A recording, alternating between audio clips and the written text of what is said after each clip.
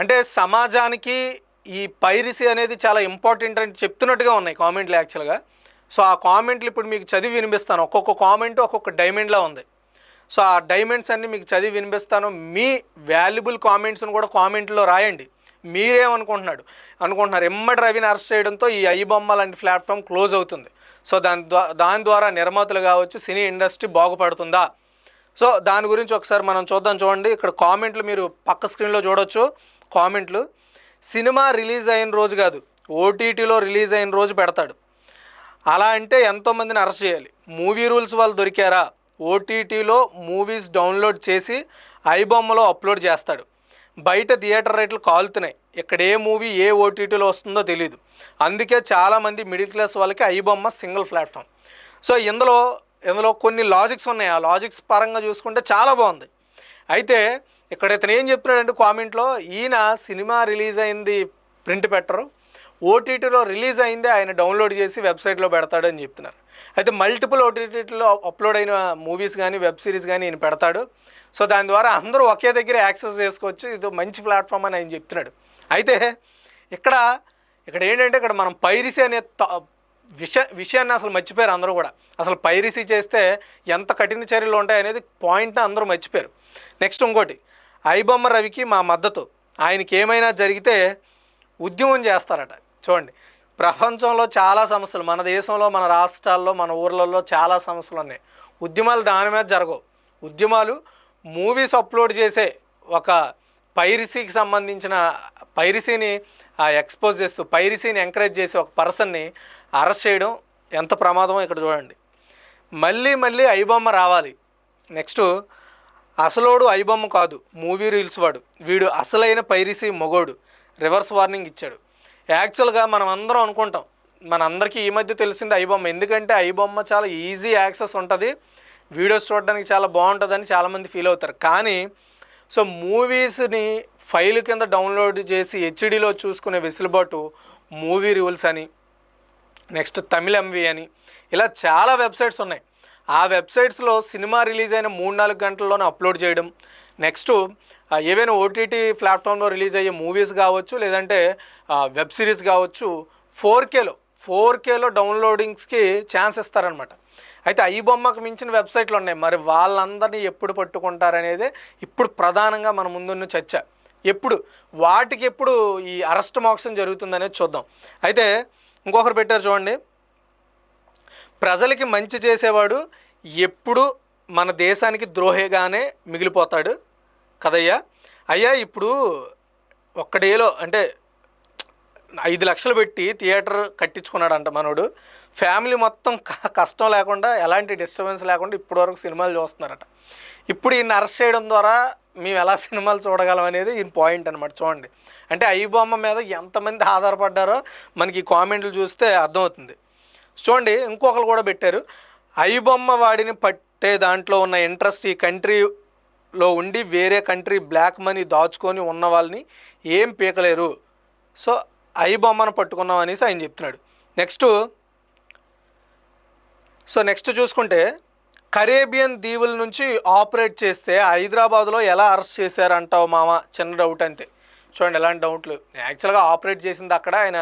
So హైదరాబాద్లో land అయ్యాడు వాళ్ళ ఇంటికి వెళ్ళడం కోసం అని. ఆ టైంలో పోలీసులు అరెస్ట్ చేశారు. రవన్నా జిందాబాద్. చూడండి, రవన్నా జిందాబాద్ కామెంట్. ఇప్పుడు ఇంకొక అతని బాధ ఏంటంటే, నాలాంటి వాళ్ళు ఎలా చూడాలి ఇప్పుడు మూవీస్ అనేది ఆయన బాధ. నెక్స్ట్, అదేదో స్కామ్స్, స్కాండిల్స్, టెర్రరిజం చేసే వాళ్ళని పట్టుకుంటే ఇంకా హ్యాపీ అనేది ఇంకొంతమంది వాదన. చూడండి, ఇంకొకరు movie rules, Tamil MV, Tamil బ్లాస్టర్స్ని పట్టుకోలేరా. ఎక్కడ అంటే యాక్చువల్గా చెప్పాలంటే అండి, సో ఈ పర్టికులర్ ఎవరైతే పర్సన్ ఉన్నాడో ఎమ్మడి రవి, సో ఈయన మన తెలుగు వ్యక్తి ప్రధానంగా చూసుకుంటే ఆయన ఈజీగా అరెస్ట్ చేశారు. కానీ ఈయన ఐబొమ్మ అనేది రిలీజ్ చేయకముందే మూవీ రూల్స్ కానీ, తమిళ్ ఎంవి కానీ, తమిళ్ బ్లాస్టర్స్ కానీ, ఇలాంటి చాలా వెబ్సైట్స్ ఉన్నాయి. ఇందులో మనకి వీడియోస్ 4Kలో అవైలబుల్లో ఉంటాయి. అలాంటి సైట్స్ని ఎప్పుడు క్లోజ్ చేస్తారనేది ఆయన డౌట్. ఇంకొకటి అండి, చాలా ఇంపార్టెంట్, అసలు ఎందుకు అందరూ ఐబొమ్మని ఎంకరేజ్ చేస్తారు. సో పైరసీ అంటే సినిమా రిలీజ్ అయిన రోజు వచ్చిన పైరసీని కూడా ఎందుకు చాలామంది ఎంకరేజ్ చేస్తున్నారు అనే దానికి ఈ కామెంట్ మనకి క్లారిటీ ఇస్తుంది. సినిమా టికెట్ రేటు తగ్గించే వరకు ఇలాంటి ఐబొమ్మలు రావాలి.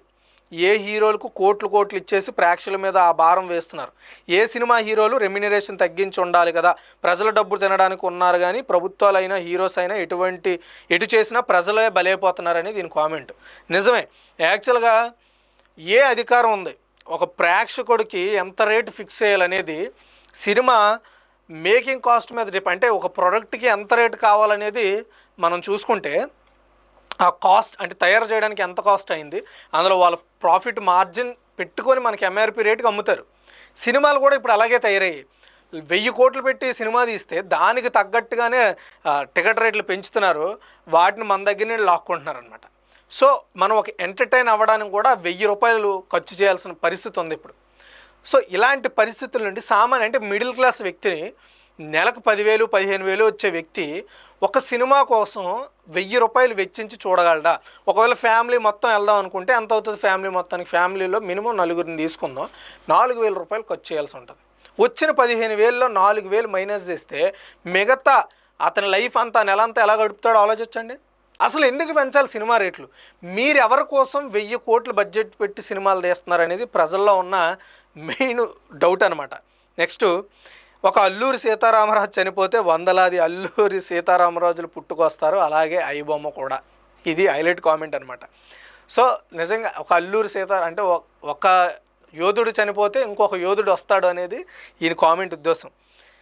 సో కేల్ కథం పోలీస్ అండ్ గవర్నమెంట్తో పెట్టుకోకూడదు అనేసి ఒక కామెంట్ పెట్టారు. అండ్ రైటే, గవర్నమెంట్తో పెట్టుకోకూడదు, పోలీసులతో కూడా పెట్టుకోకూడదు. ఎందుకంటే వాళ్ళు మనల్ని రక్షించడానికి, ప్రభుత్వం మనల్ని పోషించి మన స్థితిగతులను మన బాగోగులను చూసుకోవడానికి దాని కింద పనిచేసే వ్యవస్థ పోలీస్ వ్యవస్థ. వీళ్ళు లా అండ్ ఆర్డర్ని మన రక్షణని చూసుకుంటారనమాట. సో నిజంగా వీళ్ళ బాధ్యత చాలా పెద్దది. నిజంగా ఇలాంటివి పట్టుకోవడం అనేది అందరూ అనుకుంటారు అసలు ఏంటి సినిమా వాళ్ళకి నష్టమే వచ్చిందని, కానీ సినిమా ఇండస్ట్రీ కింద బతికే వాళ్ళు కొన్ని వేలల్లో ఉన్నారనమాట. సో 24 క్రాఫ్ట్స్లో పనిచేసే వాళ్ళంతా కష్టపడతారు, వాళ్ళు జీతాలతో పనిచేస్తారు. అలాంటి వాళ్ళకు కూడా ఇలాంటి ఇబ్బందులు ఉన్నాయి. సో కాబట్టి సినిమా ఇండస్ట్రీ ఏం చిన్నది కాదు, కొన్ని వేల మందికి ఎంప్లాయబిలిటీ కల్పిస్తుంది.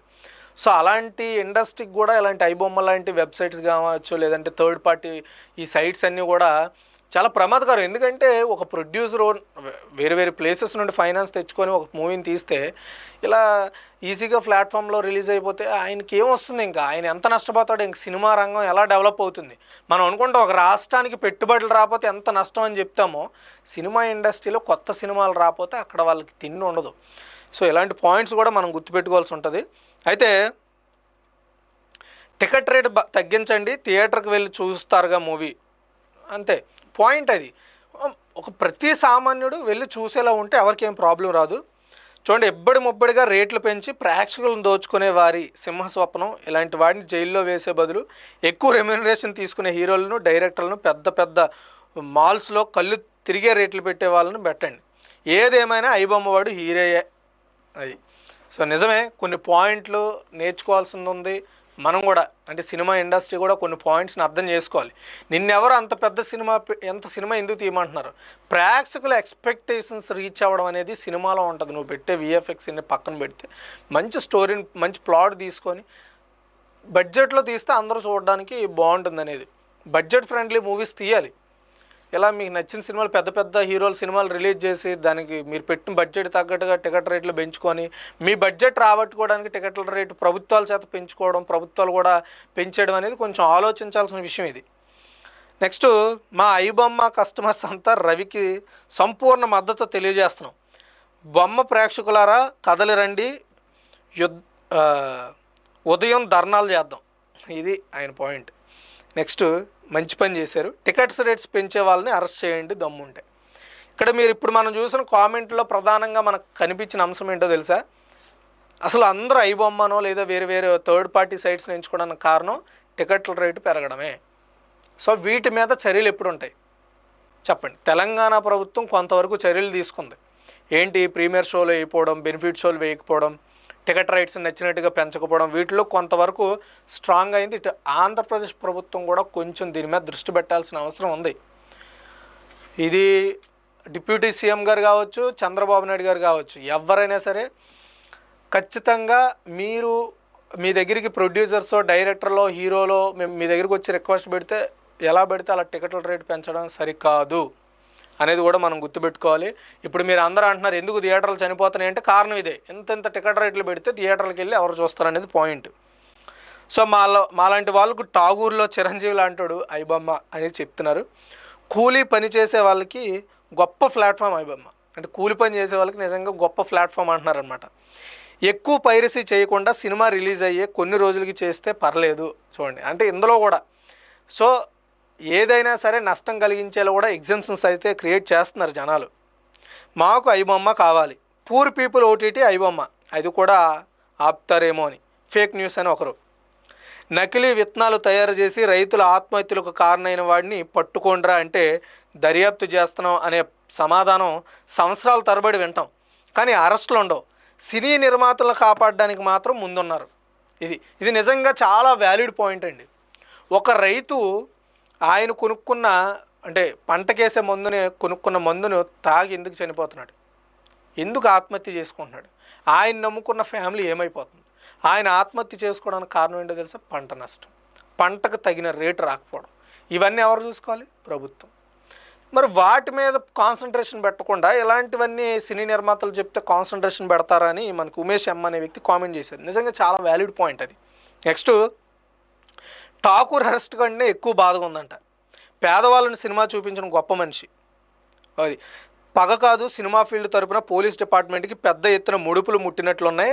రాష్ట్రంలో కేసులు లేనట్టు ఈ కేసు మీద ఫోకస్ చేశారని చెప్తున్నారు. ఇది పాయింటే. చాలా కేసులు ఉంటాయి, దేనికి దానికి సపరేట్ టీమ్స్ పనిచేస్తాయి. అందులో ఒక టీం ఇతన్ని పట్టుకోవడానికి ప్రయత్నం చేసింది. ఎందుకంటే అందరి బాధల్లాగే సినిమా ఇండస్ట్రీస్ బాధలు కూడా ఉంటాయి, వాటిని కూడా మనం క్లియర్ చేయాల్సిన అవసరం ఉంది. నెక్స్ట్, ఇంత తెలివితేటల సామర్థ్యం ఉన్న ప్రభుత్వం, ఇంటెలిజెన్స్, పోలీసులు ఉగ్రవాదులు ఎలా వస్తున్నారు అనేది కనిపెట్టలేకపోతున్నారు. అందరి కోసం ప్రభుత్వ అధికారులు ఉండేది, సెలబ్రిటీలకు, బిజినెస్ మ్యాన్లకు, నాయకులకు కాదు. ఇది చాలా వ్యాలిడ్ పాయింట్. ఇది కూడా పాయింటే. హైదరాబాదులో ఒక డాక్టర్గా పనిచేస్తున్న వ్యక్తి ఒక విషాన్ని తయారు చేస్తుంటే ఎక్కడి నుండో గుజరాత్ నుండి వచ్చి ఒక యాంటీ టెర్రర్ టాస్క్ ఫోర్స్ వచ్చి, గుజరాత్ ATS వచ్చి ఎక్కడ ఒక ఉగ్రవాదిని పట్టుకుంటే అప్పుడు వరకు హైదరాబాదులో ఉన్న పోలీసులు ఏం చేస్తున్నారు అనేది కూడా ఒక ప్రశ్న ఉండిపోయింది జనాల్లో. ఏం చేస్తున్నారు? బయట నుండి పోలీసులు వచ్చి పట్టుకునేంత వరకు కూడా మీ సోర్సెస్ ఏం పని చేస్తున్నాయి, మీ ఇంటెలిజెన్స్ ఏం చేస్తుంది, దాని మీద ఎందుకు దృష్టి లేదు? ఈయన మీద ఉన్నంత దృష్టి ఆయన మీద ఎందుకు లేదనేది ఈయన కామెంట్ అనమాట. ఈ కామెంట్ ఉద్దేశం అది. నెక్స్ట్, గల్ఫ్లో పనిచేసే మా లాంటి వారికి ఐబొమ్మ ఎంతో ఉపయోగం చేసింది. సినిమా థియేటర్లోకి వెళ్ళి చూడలేం కానీ ఇక్కడ సాయంత్రం పని ముగిసిన తర్వాత రోజుకు ఒక సినిమా చూస్తాం. ఐబొమ్మ వారికి నా ధన్యవాదాలు. ఇది. సో ఇక్కడ చాలామంది కామెంట్లు మీరు గమనిస్తే చాలా వ్యంగ్యంగా ఉన్నాయి. అన్నీ కూడా ప్రభుత్వానికి ప్రశ్నలు. మరి మీరేం చేస్తున్నారు? వీళ్ళ పట్టుకోవడానిక మీరు టైం కేటాయిస్తున్నారు? ఉన్న సమస్యల సంగతి ఏంటి? సినిమా రేట్లు తగ్గించండి అనేది వీళ్ళ కామెంట్లు. సో చూడండి, ఒకడిని అరెస్ట్ చేస్తే నెట్వర్క్ ఆగిపోతుందా, ఇంకో రూపంలో వస్తుంది అంతే అనేది. అయితే సినిమాలు వచ్చి నాటకాలు దెబ్బతీసాయి, ఇంటర్నెట్ వచ్చి సినిమాలను దెబ్బతీసాయి. ఇది సహజ న్యాయం, అడ్డుకోవాలని చూడటం అన్యాయం. పాయింటే. సో ఎప్పటికప్పుడు అన్నీ అప్గ్రేడ్ అవుతూ ఉంటాయి, అప్గ్రేడేషన్ని మనం ఎప్పుడూ ఆపలేము. సో ఇలాంటివి జరుగుతాయని ఆయన చెప్తున్నారు. అయితే ముందు మూవీ రూల్స్ వాళ్ళని పట్టుకోండి, ఫస్ట్ సినిమా రిలీజ్ అయిన రోజే వస్తుంది, దాన్ని పట్టుకోండి ఫస్ట్. మరి ఏకంగా పోలీసు వారినే సవాల్ చేశారు కదా, దమ్ముంటే మమ్మల్ని పట్టుకోండి అని పట్టుకొని చూపించారు. Hats off police department, right.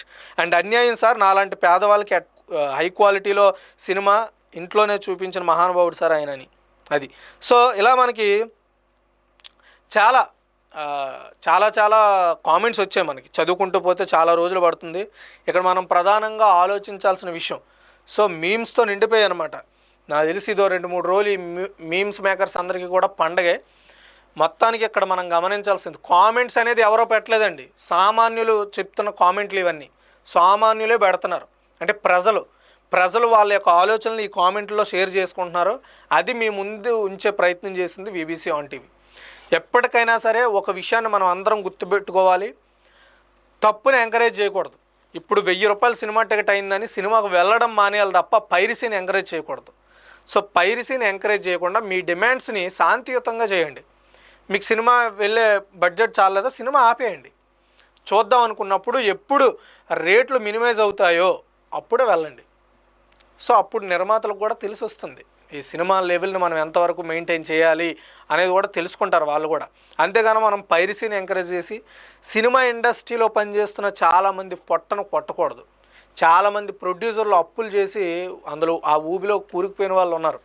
వాళ్ళందరి సైడ్ కూడా ప్రజలు సామాన్యులు ఆలోచించాలి. ఎందుకంటే ఎప్పటి నుండో మనం మూవీస్ని ఎంకరేజ్ చేస్తున్నాం. మూవీస్ని ఎంకరేజ్ చేయడం అంటే మనం ఎంటర్టైన్ అవుతున్నాం. కొంత బాధను వదిలేయడానికి, మన ఆలోచనలు పక్కన పెట్టుకోవడానికి, మనకి స్ట్రెస్ను పక్కన పెట్టుకోవడానికి సినిమాలు మంచి ప్లాట్ఫామ్. కాబట్టి దాన్ని మనం పేల్ చేయాలి, కూల్ చేయాలి అనుకోకుండా వేరే విధంగా ఉద్యమం చేసి దాన్ని హ్యాండిల్ చేసేలా ప్రయత్నం చేయాలి. ఇప్పుడు చెప్పిన కూడా చాలా వ్యాలిడ్ పాయింట్స్ ఉన్నాయి. అయితే ఓన్లీ ఐబామ్ ఒక్కడే ఇందులో మెయిన్ హీరో కాదు, మెయిన్ రోల్ కాదు. వీళ్ళందరికీ బాబు ఉన్నాడు. అవే movie rules, Tamil blasters, Tamil MV, ఇలా చాలా సైట్స్ ఉన్నాయి. వాటిని కూడా కంట్రోల్ చేయాలి. టెలిగ్రామ్స్లో కూడా మూవీ ఫైల్స్ ఎప్పటికప్పుడు వచ్చేస్తుంటాయి. వాటిని కూడా కట్టడి చేయాల్సిన అవసరం ఉంది. ఇలా సో వీటన్నింటినీ కట్టడి చేయడం ద్వారా ఇలాంటి సమస్యలు రావు. అయితే మొత్తానికి ఐబొమ్మ ఏదైతే దమ్ము ఉంటే పట్టుకోర షెకావత్తు అనే డైలాగ్ని హైలైట్ చేశాడు ఆయన ఒకనొక టైంలో. సో దానికి పోలీసులు పవర్ ఏంటో చూపించారు. పోలీసులు చాలా కాన్సన్ట్రేటెడ్గా ఆయన మీద నిఘా పెట్టి పట్టుకున్నారు. అయితే ప్రస్తుతానికి ఐబొమ్మ ప్లాట్ఫామ్ ఇంకా పూర్తిగా ఆగిపోయే ఛాన్సెస్ క్లారిటీగా కనిపిస్తున్నాయి. కానీ ఈ రేట్లు కానీ మినిమైజ్ అయిపోతే ప్రజలు ఎప్పుడు కూడా ఆల్టర్నేటివ్లో ఉంటారు. ప్రజలు పల్సను పట్టుకోవడానికి ఇలాంటి రవిలు చాలామందిని వస్తూనే ఉంటారు.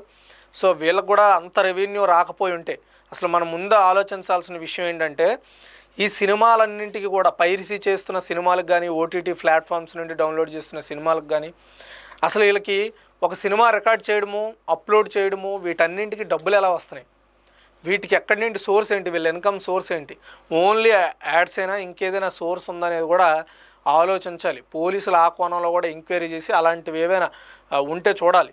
ఎందుకంటే ఇంత ఇన్కమ్ ఎలా వస్తుంది? ఆయన ఓన్లీ సినిమాలు అప్లోడ్ చేస్తారు, ఒక సైట్ మెయింటైన్ చేసుకుని ఆయన దగ్గర 3 కోట్లు ఎలా ఉంది? సినిమాలు ఎలా దొరుకుతున్నాయి? ఆయన ఎలా అప్లోడ్ చేస్తున్నాడు? దాని సంగతి ఏంటి? అసలైన నెట్వర్క్ ఎక్కడ ఉంది?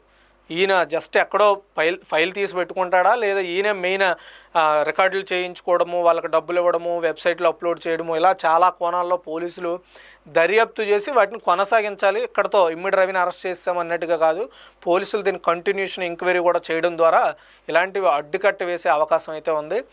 సో ఇంకా మరిన్ని అప్డేట్స్ కోసం మన వీబీసీ ఆన్ టీవీని చూడండి. ఇలాంటి బ్రేకింగ్ న్యూస్ ఎప్పటికప్పుడు మనకు అప్డేట్ అవుతూనే ఉంటాయి.